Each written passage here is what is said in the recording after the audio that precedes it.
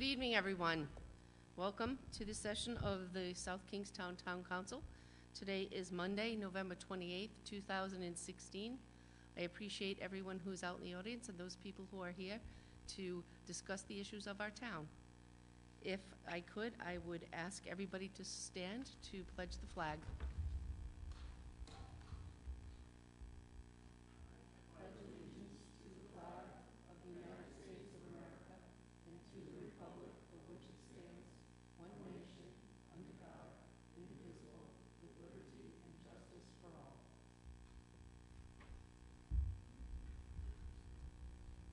Could I ask for the roll call, please?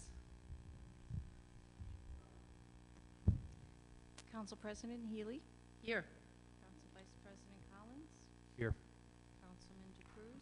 Here. Councilwoman Gledhill. Here. Councilman Veely. Here. All members are present.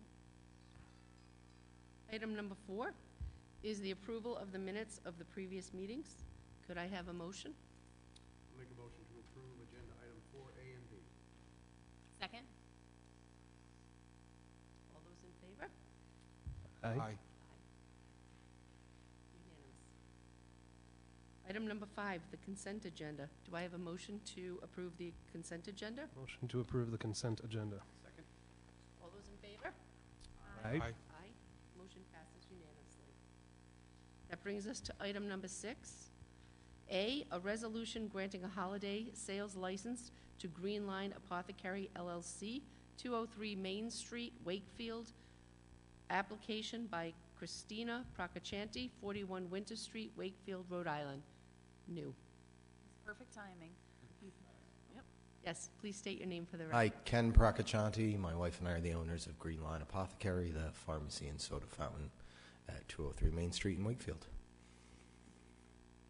Any questions? You know how I feel about your business. Thank you. Thank you very much. Entertain a motion. I make a motion we approve item 6A, please. Second? All those in favor? Aye. Aye. That passes unanimously. Thank you. Thank you all. Congratulations. Good luck. And item 6B is a resolution granting a holiday sales license to the Paper Store LLC, 160 Old Tower Hill Road, Suite 12 in Wakefield. Application by Lila Yekelchek, 20 Main Street, Acton, Mass. Is anybody here to speak? Please state your name. Hi, my name is Kelly Silva. I'm the store manager over at the Paper Store. Lilia asked me to be here tonight, and we are at 160 Old Tower Hill Road. Can you tell us a little bit about what you do? So we were formerly the Hallmark store in the Wakefield Mall, and we are now the Paper Store. We still sell our Hallmark items. We are a Hallmark retailer now. Wonderful gift shop, gearing up for the holiday season. Hours remain the same. What are the hours? Yep, the hours are the same. So Monday through Saturday, we're 9 a.m. to 9 p.m., and Sundays would be 12 to 5. Any other questions? Motion to approve item B under licenses. Second that motion? All those in favor? Aye. Aye. Passes unanimously. Thank you.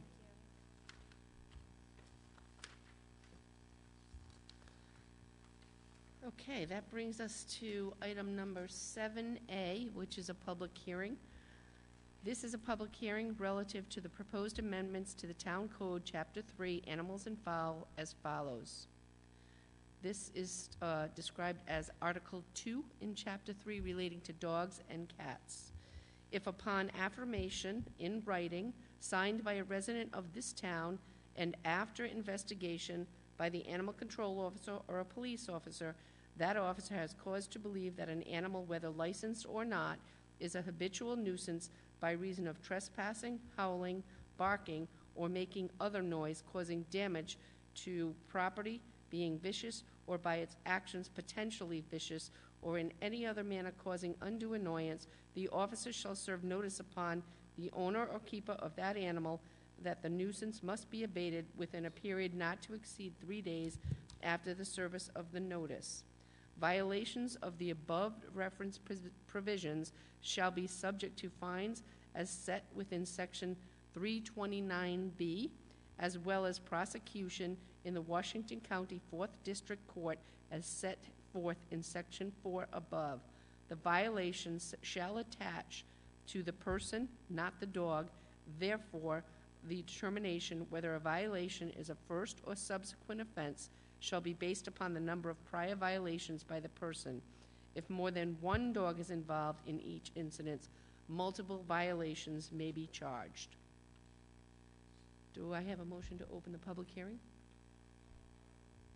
It's open. Okay. Okay, it is now. Okay, and the public hearing is now open. Do we have any discussion?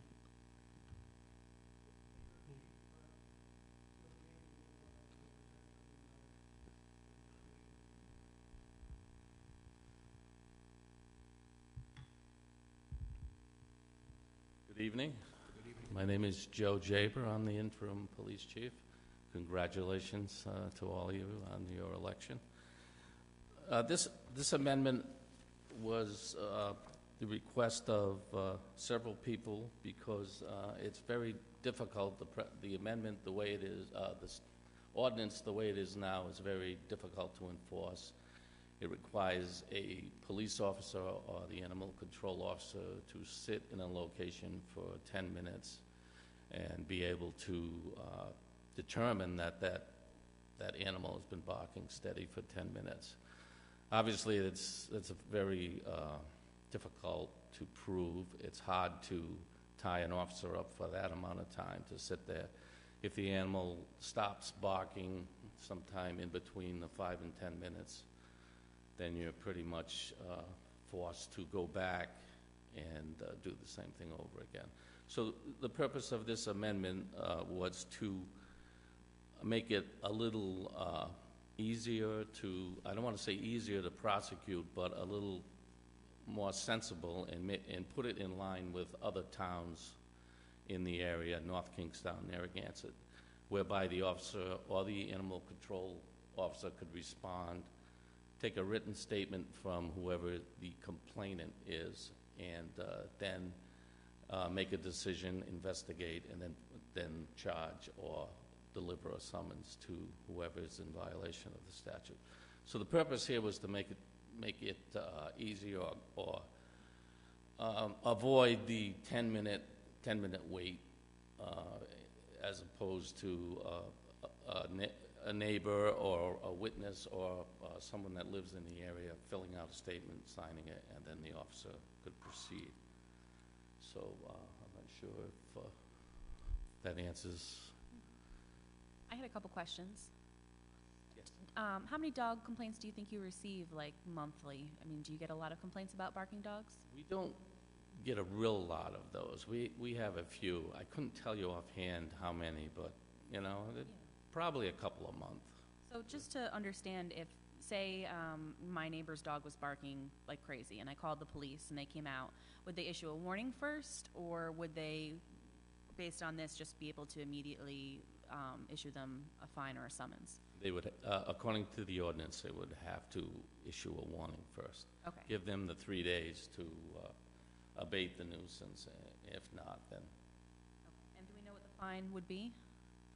first fine is for a first offense is $10. Oh, okay.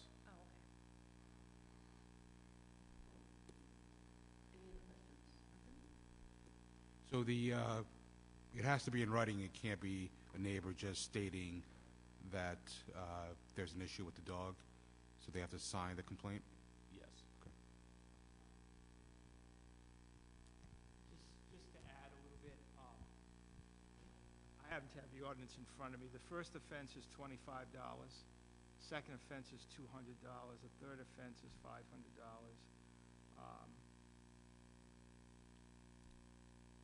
I'm sorry. Okay, so that was for, you're right, that was for an unlicensed dog, $25, $200. Yes. For a barking dog, it's $10, $15, and $25. I stand corrected. Two sets of numbers in here. With regard, though, to your question concerning about,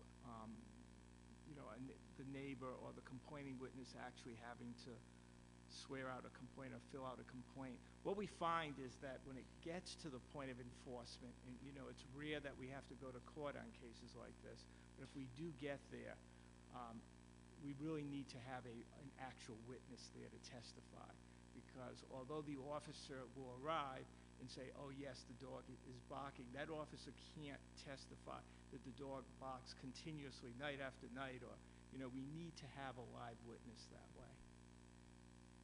Thank you. Any other questions here at the table? Any other questions from the public?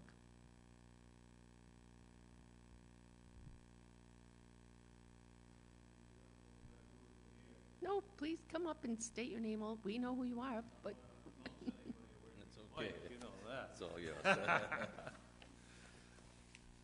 I know this is the kind of issue, like I say, I haven't been here in a long time, but things come up. There's always something that comes up. This is a very touchy subject, I think. It sounds simple. The fine sounds simple, but if you were fined 25 or 200 or 10, 15, and 25 over a period of time, depending on who you are, some people, just like a traffic or a violation, no problem. What's 10 bucks? What's 25 bucks? They just keep paying it forever. If they're a multimillionaire or something, they're not going to worry about $10. But if it's somebody that has a dog and is living on a very, very tight income, and they don't really know what to do about their dog's barking, and I don't know, there's so many little things. I'm not going to go into anything. I don't even mean to drag this out. I don't want to drag it out. I know you got a short agenda tonight, so I got a little flexibility. But anyway, I don't know. I don't know how easy this is to just say yes to.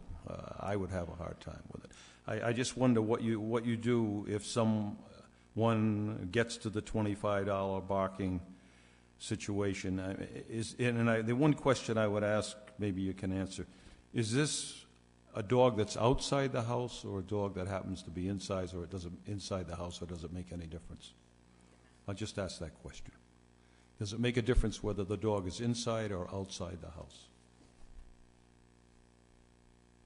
I don't think it makes any difference if the windows are open and the dog can be heard in an adjoining lot or a different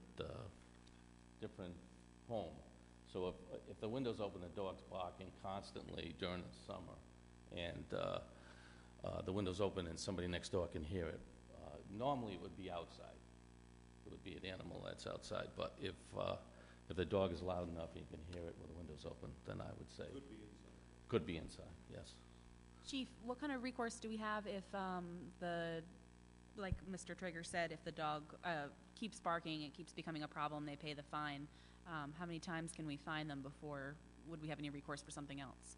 More than 4 times in 1 year, they would be summoned to district court, where the dog could be impounded, they could be fined $250, or the dogs could, So it's not like they can just pay the fine and do it indefinitely? No, after they've reached that 4 violations within a year, they would receive a summons to go to district court.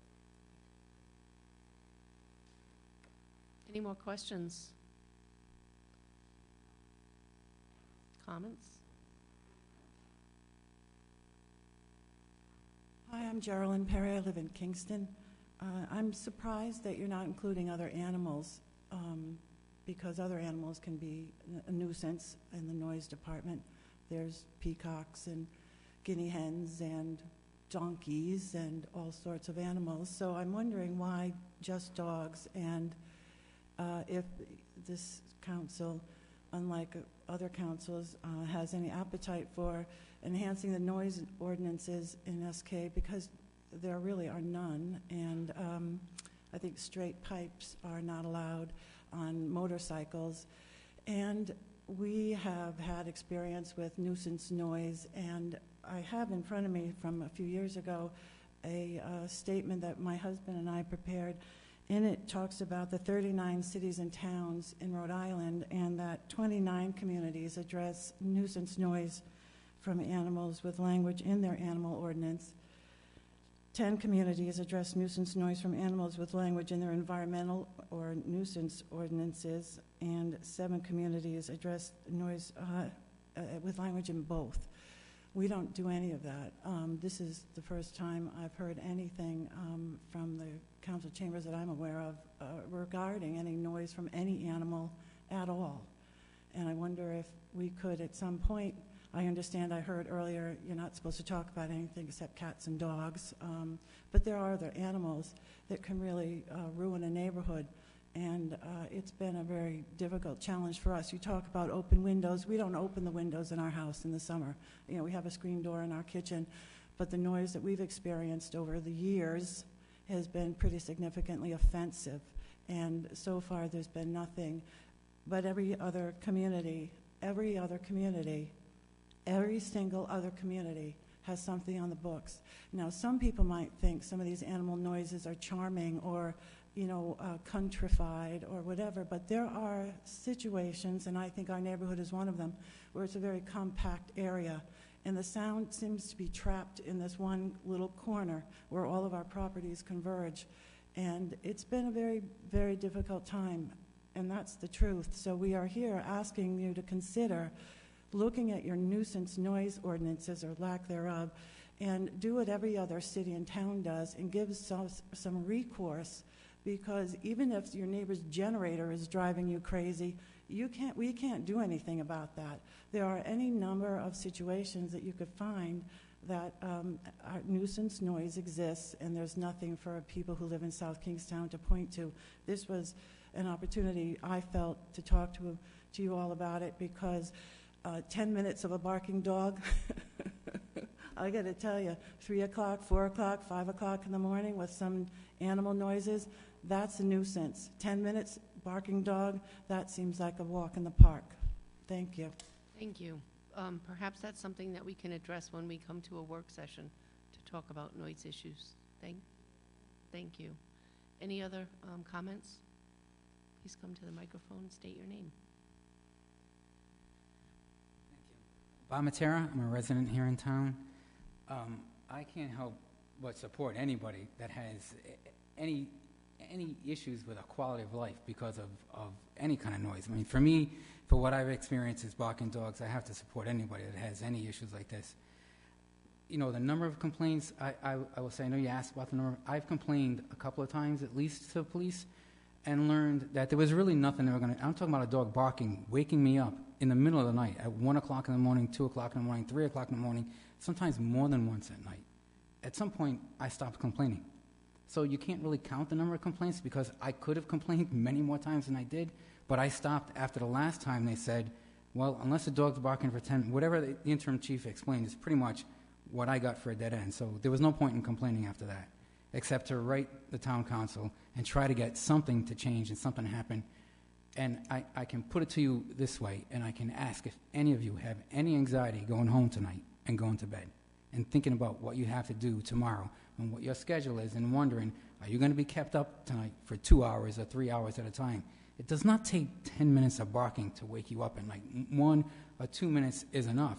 It does not have to happen every single night. It has to happen with some frequency. I mean, if you think of sexual harassment, if you think of bullying, a person doesn't need to be bullied or harassed every single day on an ongoing basis, right? I mean, if you're in the presence of someone that you know has done it before and there's nothing stopping that person from doing it again, there's a certain level of anxiety and a certain quality of life issue that comes from that. And this, to me, is sort of the same thing.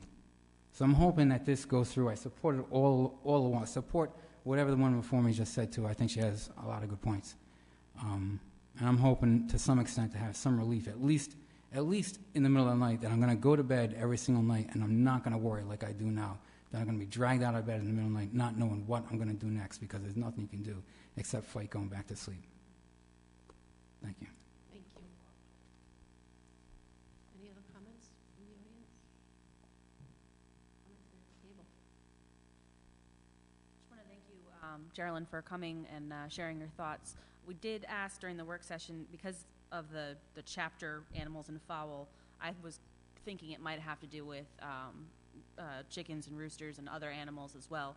And that's why we asked for the clarification that this particular section was just about dogs and cats, which if we have a cat that's barking in the middle of the night, we've got a much bigger problem on our hands.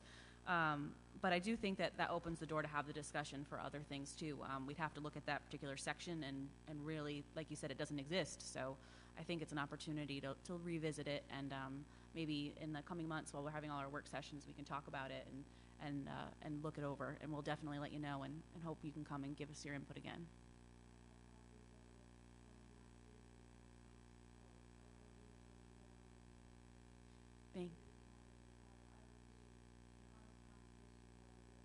Absolutely. Thank you. Any other comments? Motion to close the public hearing. All those in favor?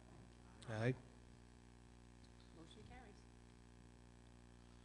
I make a motion that we approve item 7A as presented. All those in favor?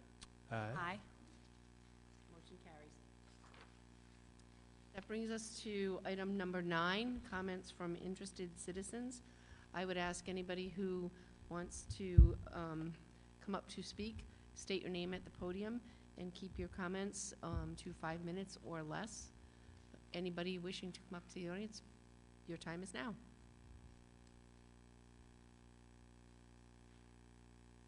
Want to come up?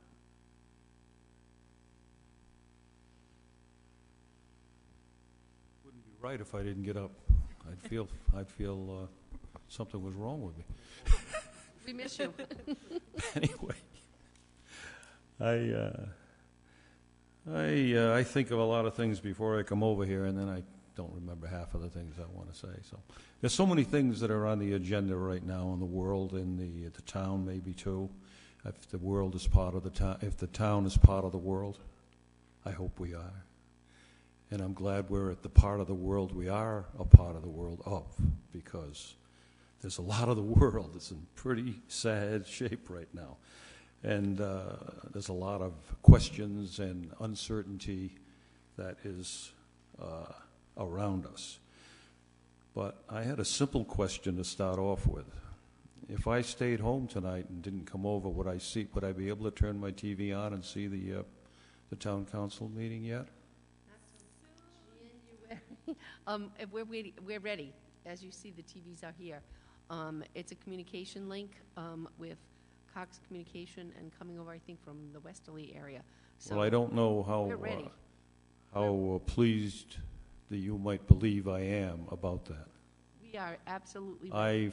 I know I pushed it a few times, talked about it a few times, but I'm going to just mention that in this day and age, as some people might say, and as, you know, a town council meeting, boring and all that, whatever they say, whatever they think.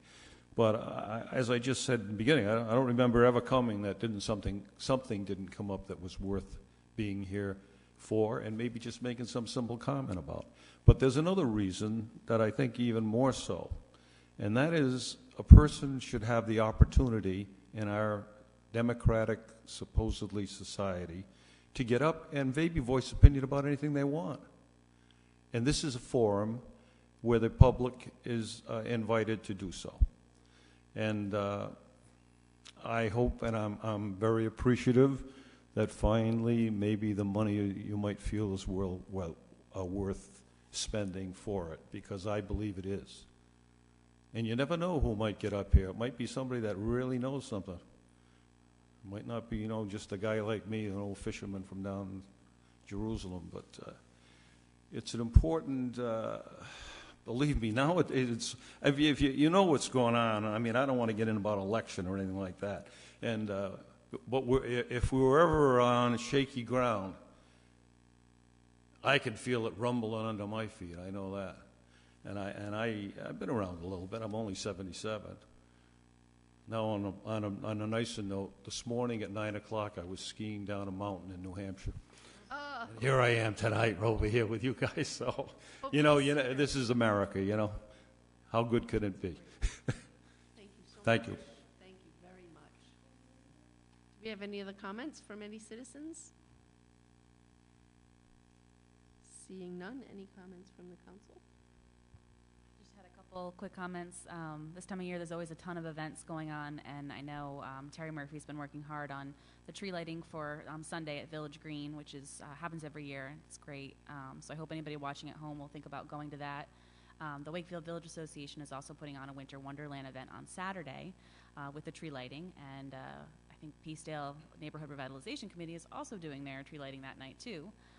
So there's lots to do in Wakefield to get into the Christmas spirit. So I hope some people will head downtown and to Peacedale and see what's going on.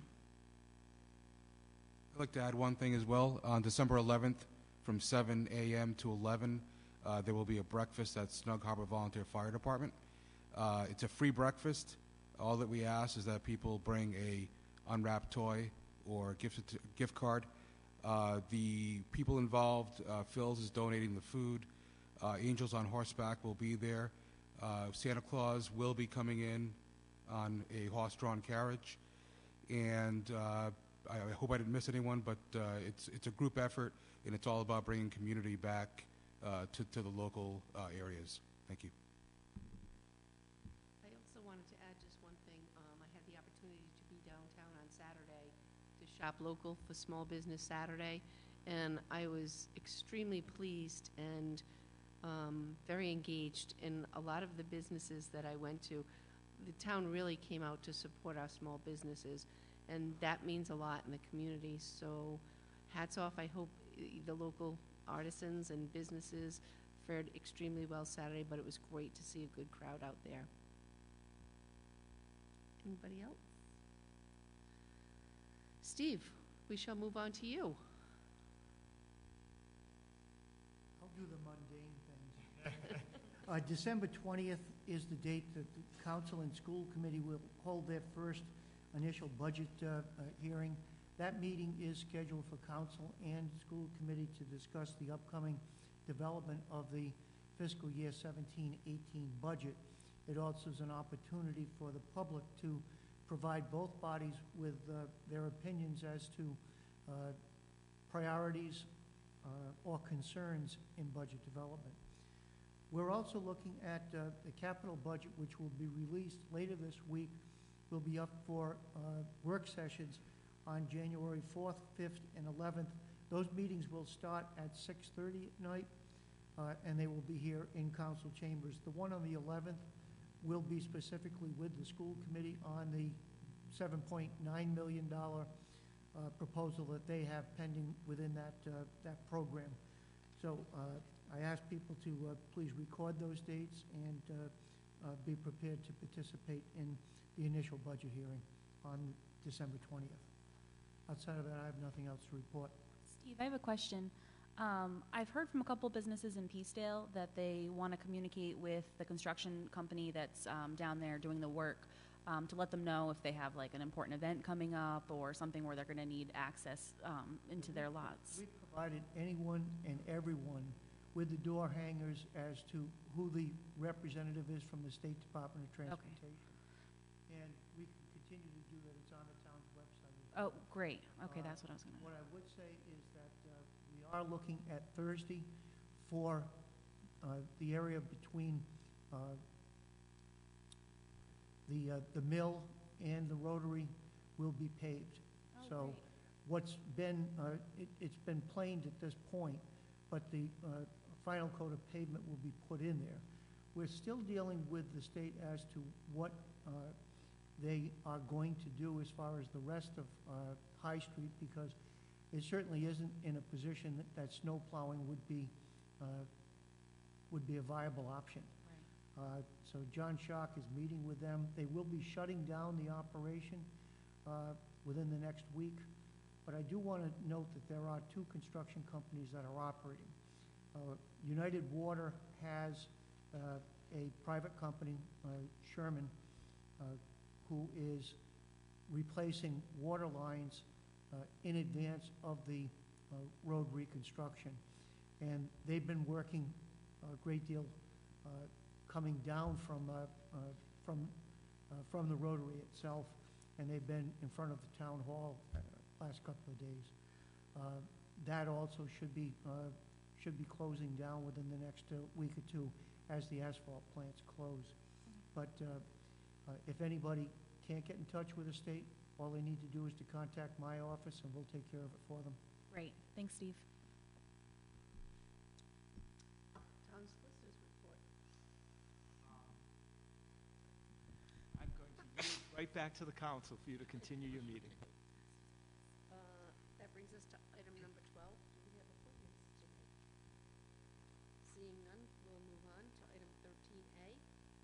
business.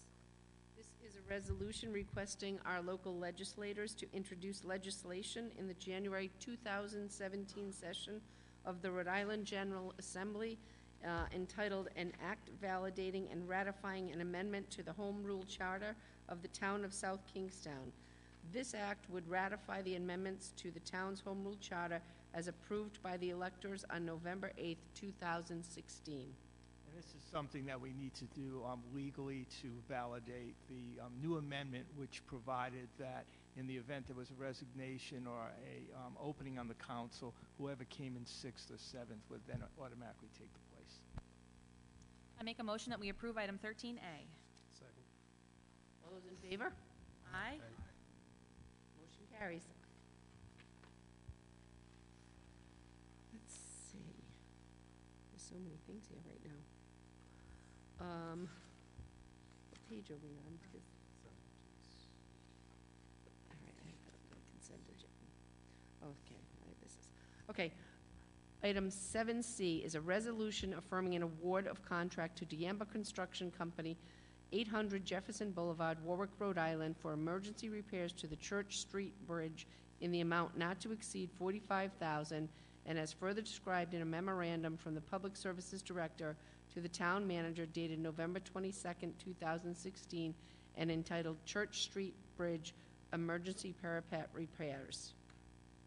As noted in John Shock's November 22nd memorandum, based on the damage that was done to the parapet wall on the Church Street Bridge, we were either going to be required to keep that bridge closed to two-way traffic for the entire winter season, or we were going to have an expedited schedule for the improvements. We requested and received 4 written quotes. Those 4 quotes, the lowest qualified quote was from Diamba Construction. I directed the Public Services Director to engage the contractor and to get the work completed in advance of any type of a freeze condition. The bridge work, I'm happy to report, has been completed. The bridge is open again to two-way traffic.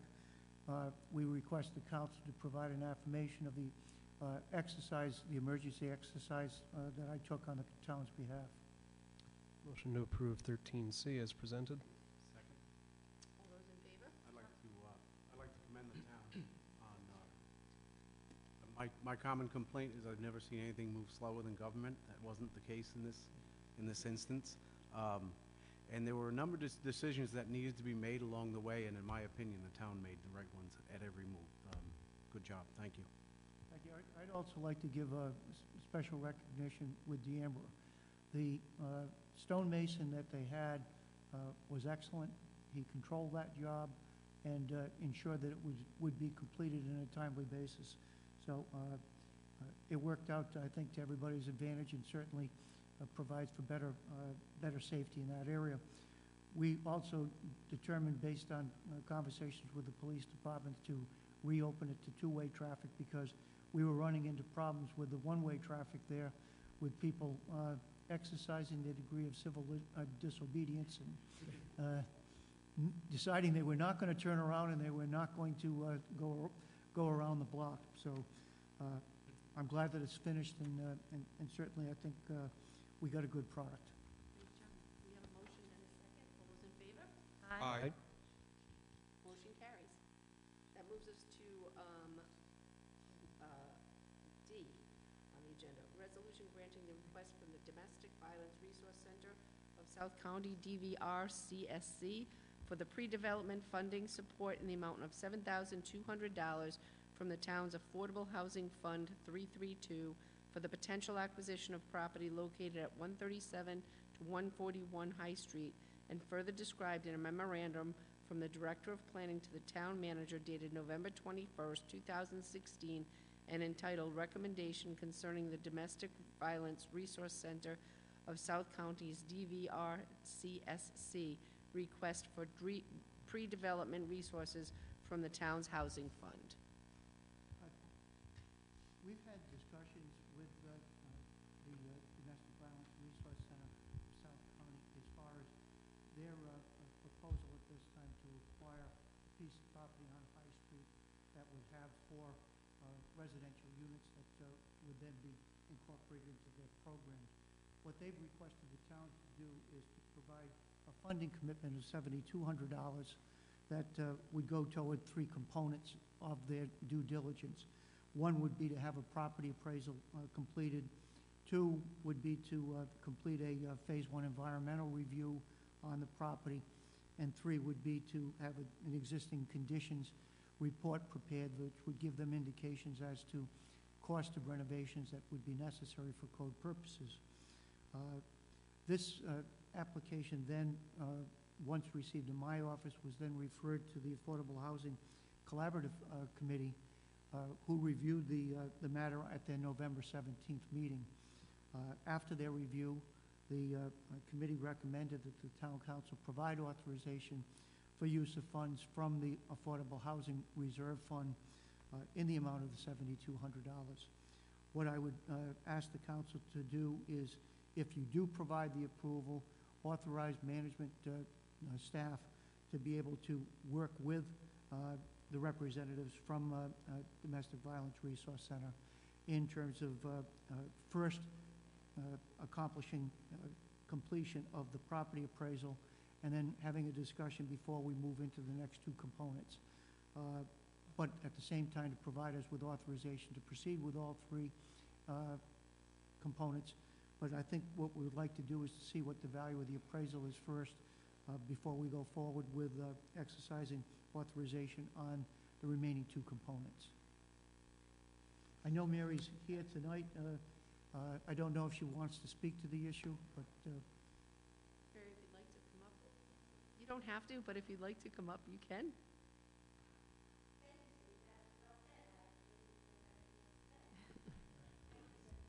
in other words, as long as I'm recommending the 7,200, she's not saying. Do I hear a motion? I make a motion that we approve item 13D as presented. Second. Can I ask a quick question? Yes. Do we need, as presented, but should we put in that the appraisal get done first? And that, I would say, as Steve presented, that we should leave it up to the discretion of management, yes, to start with that. If you just provide me with that discretion, I'll work with Mary as far as the funding. Okay, I'm here. That is the agreement as it was proposed. To my understanding, the appraisal would be first. Okay, we have a motion then and a second. All those in favor? Aye. Motion carries. Thank you. That leads us to, Motion to adjourn. Second? all those in favor? Aye. Aye. Meeting is adjourned at 8:08.